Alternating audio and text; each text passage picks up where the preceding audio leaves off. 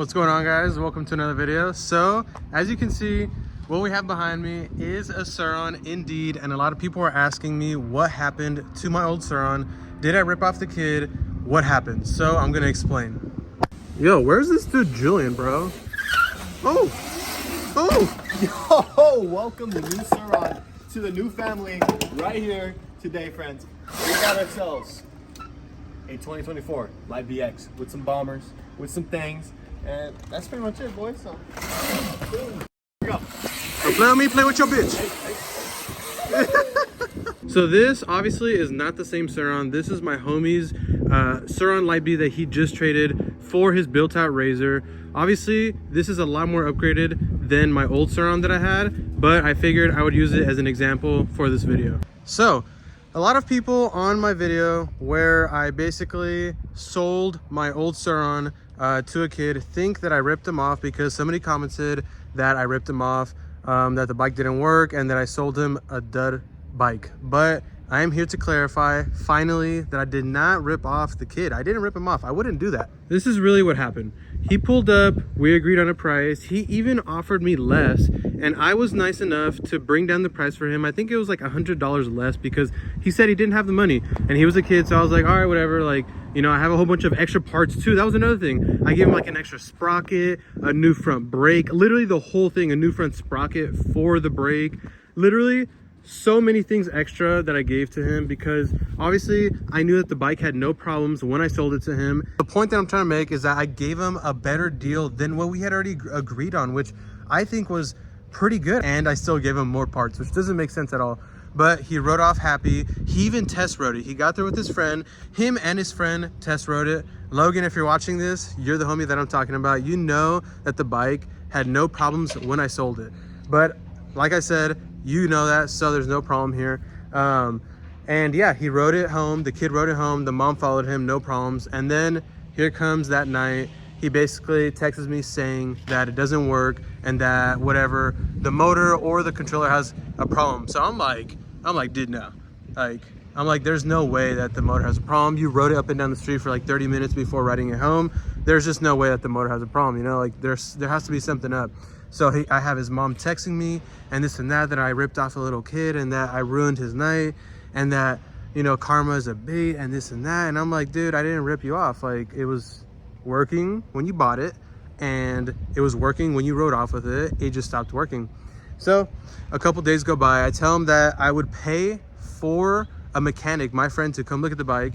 I didn't say that I would pay for the damages or what happened. I just say that I just told him that I would send a mechanic. So that's literally what I was going to do. And then he texted me a few days later saying that he found the problem. It was actually that water was in the motor hull sensor, which was causing the throttle to basically not work. So that's why he thought that there was a controller or a motor issue. But I just wanted to clear it up.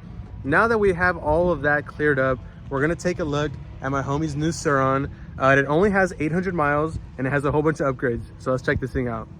So as you can see, this is a normal Surron Light Bee, but it has a little twist to it. A couple of upgrades. My homie traded this, like I said, for his built-out Razor, and he thinks he got a good deal. So let me know what you guys think. First off, he has the Fox 40 shocks, which everybody likes because of this little arc that it has.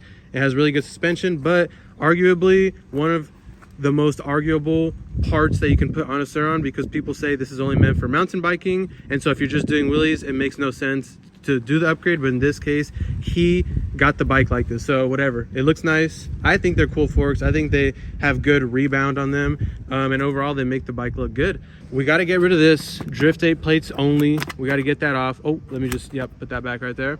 And then he has like a Baja style light. It's not by Baja Designs, it's probably from Amazon, but the holy grail of them all, brakes from TRP, which are super good. And then he has this like machined little mount for this middle screen, which I think is cool. Let's turn this off.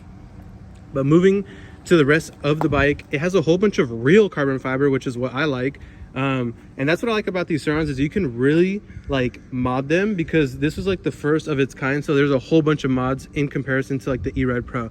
But let's start off with the battery lid, real carbon fiber. There's this piece, which I know nobody has made in real carbon fiber yet. So this is like an overlay. You can tell the difference like between this and that. This is real, this is fake. But moving on to real carbon fiber, we have this back little fender by Fun Parts. I think all these parts are by Fun Parts. And last but not least, you have this back fender, also real carbon fiber by Fun Parts. And I also missed this little key part right here that holds like the key in the front. I don't know what it's called, but this part, as you can see, also Fun Parts. And I think that's about it for the carbon fiber. I don't know if I missed anything. You have like this small spacer right here that's also carbon fiber, so that's cool. But moving on to the other mods of this bike, obviously you have the throw seekers, seat cover, you have the supermotos. I checked, both rims are 17. It just looks like it sits a little bit lower like this because that tire is smaller than the back one. But moving to right here, you have the prickly foot pegs. These are the wide ones with the red, what would you call those? I don't know, they're screws, but that's what holds your feet in place. And then you have the bash guard on the bottom by Luna Cycles. I think that one's pretty cool, but Drift Day is gonna have to make these pretty soon because we can't be running no other parts rather than Drift Day on these bikes right here. One more thing that I also forgot to mention that's pretty important on this bike is that it has a 58 tooth sprocket in the back, as well as it is chain drive, which is pretty important. So if you look right here, it has that chain that usually is a belt. And another thing that I forgot to mention is that it has this prickly little chain guard, which is super sick. I like this little touch with the red matching almost the forks. I think it does match. Lastly, I did forget, I'm sorry guys, it does have a Warp 9 linkage in the back, as well as this nice direct mount. I'm not sure what this direct mount company is, to be honest with you, but it's pretty nice. So that about does it for Julian's Surron Light Bee. Let me know what you guys think, if it was worth it trading the built razor for this Surron Light Bee. I think it was, to be honest with you. And going back to the story where I was talking about me scamming the kid or whatever, if you're still confused, I did not scam him. He told me he found the issue. It was a motor hall sensor. I don't know how he fixed it, but he said he fixed it. And now that bike is chilling. It's running fine. There are no issues. So that just proves my point that I did not scam him. But we're gonna end it off on a good note. This is a good way to end it off. Congratulations to Julian for getting a real Surron. He's only really had an E-Ride. Yes, he's ridden my old Surron, but he's never actually owned a Surron.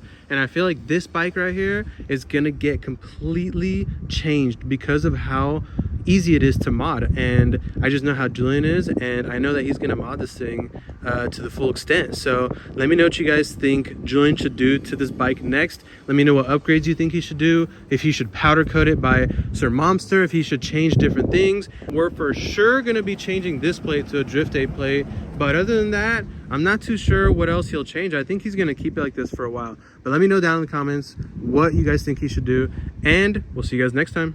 Peace. You got it, dude.